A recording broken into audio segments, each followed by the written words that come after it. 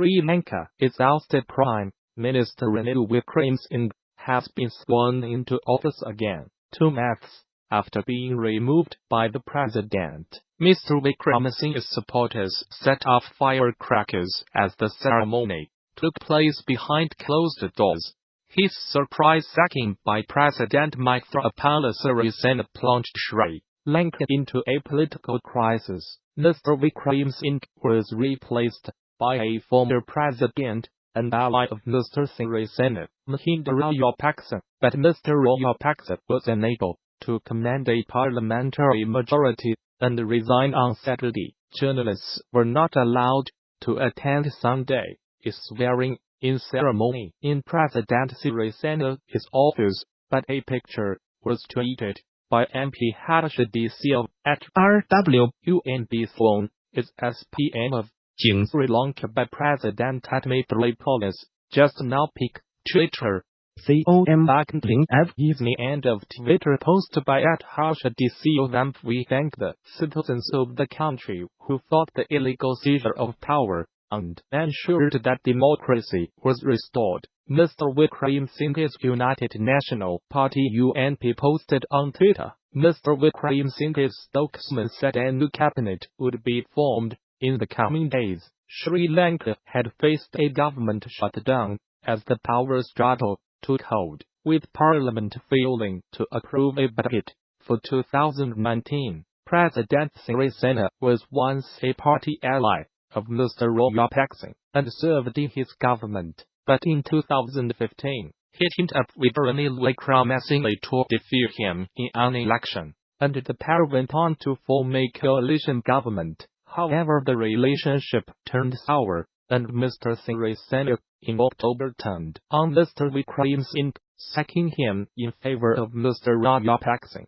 Throughout the crisis, Mr. Wickremesinghe always maintained he was the rightful Prime Minister. On Thursday, Sri Lanka's Supreme Court ruled that President Sirisena had acted illegally in November by dissolving Parliament and calling snap polls. The crisis, which has provoked brawls in Parliament and sparked large protests, has been closely watched by regional powers in India, as well as the US, China, and the European Union. Parents of a teenage boy who took his own life have complained after their Catholic priest criticized him at the funeral for killing himself.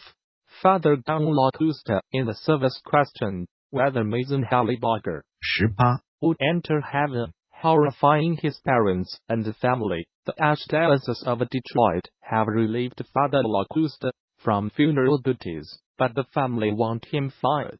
Catholicism has traditionally taught that suicide is an unforgivable sin. Only recently have the Church said that extreme psychological stress could mean forgiveness for those who take their own lives. Mason, from Temperance, Michigan, took his own life on 4th December. His parents Jeff and Linda Halliburger sought the help of their priest, Father Locusta, before the funeral. We wanted him to celebrate how Mason lived, not how he died, Ms. Halliburger told the Detroit Free Press. But the priest used the service at Our Lady of Mount Carmel Catholic Church to attack their child. He was up there condemning our son, pretty much calling him a sinner. Mr. Halliburger said he wondered if he had repented enough to make it to heaven. He said suicide upwards of 6 times. The appearance at the funeral, against their wishes of their son, is football coach, who reportedly bullied Mason and his brothers, added to their pain. A statement released by the Archdiocese of Detroit said Father Locusta would not preach at funerals for the foreseeable future, and apologized for what happened, but the family want him removed from his post to stop him upsetting others. We are afraid that, like the Catholic Church does, they will send him off and he will do it to somebody else. Mr. Halliburger said, if you have been affected by any of the issues in this article, there is help available. You can contact the Samaritans on 116 123 in the UK and the Republic of Ireland. And if you live in Northern Ireland, you can call Lifeline, a 24-hour helpline on 1800 and 8800 and 880. Here is a list of organizations that may be able to help at BBC. Code UK Action Line. Yellow Vest protesters have gathered in Paris and other cities for a fifth consecutive Saturday of demonstrations. Protesters defied a government call to suspend the action following Tuesday's attack on Strasbourg's Christmas market, where a gunman killed 4 people. However, fewer people turned up 66,000 altogether, officials said, compared to 125,000 last Saturday. The movement, initially against a rise in fuel taxes, now addresses other issues, including education reforms. 7 people have died in the Galais-Jones Yellow Vest protests so far, the latest in an accident resulting from a blockade by protesters on Friday. About 69,000 police have been mobilized across France to prevent a repeat of the violence of previous weeks. In Paris, slightly more than 2,000 took to the streets on a cold and rainy day, compared to 10,000 last week. Police stopped and questioned 168 people in the capital, detaining 115. Scuffles broke out on the Champs-Élysées several times during the day, with police using tear gas and water cannon. However, as night fell, the iconic boulevard was reopened to traffic.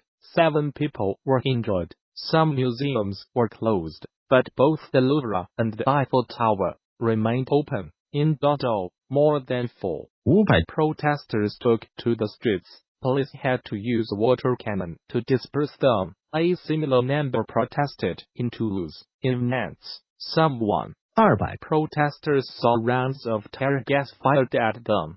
Similar scenes occurred in Avignon and Brissamen. In Calais, a group of yellow vests blocked the access to the port. Analysis by Hugh Schofield, BBC News. Paris. A few hundred desultory figures in day vests wandered up and down the Champs-Élysées. Occasionally there are whoops and cheers, followed by a bang and a bit of buzz. A group of protesters have got too close to a police cordon, and a show of force pushes them back. The mini panic lasts about 15 seconds. That is about the extent of the 5th Yellow Vest demonstration, which confirms the downward trend of last Saturday. Maybe the troublemakers will enter the game, like they did last week, but it cannot be on the same scale, because today there simply are not enough bona fide protesters around to give them cover. The Galais-Jones who have turned out seem to be the hardline left-wing element. There is a lot of talk about the Rick Citizens Initiative referendums. This is a demand of the far-left leader Jean-Luc Mélenchon, and a long way from the Yellow Vests' original call, which was for a simple cut in fuel tax, long since conceded. The movement, or at least the Saturday protest movement, is shrinking and hardening.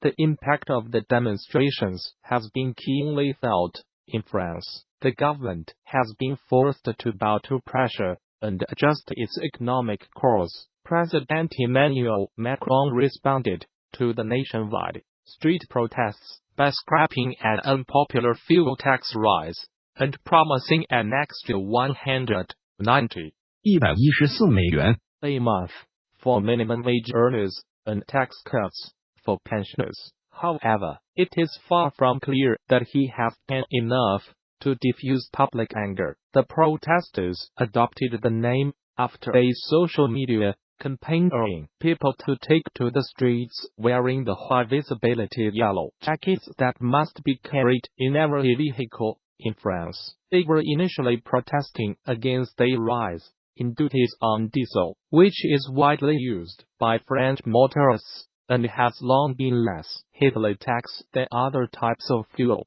Mr. Macron had said higher taxes on fossil fuels were needed to fund renewable energy investments. but protests have also erupted over other issues, including calls for higher wages, lower taxes, better pensions, and easier university entry requirements. The movement is calling to highlight the economic frustration and political distress of poor working families, has widespread support, as Interior Secretary Ryan Zinke is leaving his post at the end of the year. President Donald Trump says, in the latest high-profile departure from his administration. In a tweet, President Trump thanked Mr. Zinke for his service, saying he had achieved much during his tenure.